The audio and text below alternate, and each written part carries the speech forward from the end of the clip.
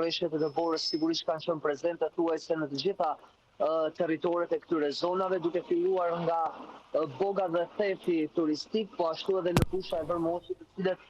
kanë qenë nën prezencën e rreshjeve të Dëborës, të cilat natyrisht kanë qenë me intensitet të lartë gjatë ditës së djeshme dhe në orët e mbrëmjes, ku për pasoj është blokuar për rreth 60 minuta në fakt aksi rrugor që lidh Bogën me Thefin,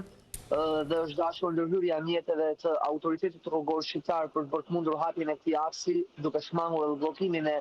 turistëve apo edhe banorëve të zonës. Ndërkohë që në pjesën tjetër të territorit, trashësia e rreshjeve të Dëborës ka shkuar në rreth 40 cm, por fatmirësisht nuk kemi patur probleme sa i përket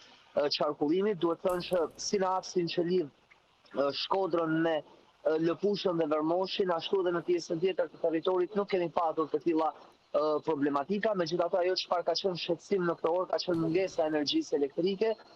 ku thuajse në gjitha këto zona ka patur ndërprerje të energjisë elektrike, duke krijuar në fakt vështirësi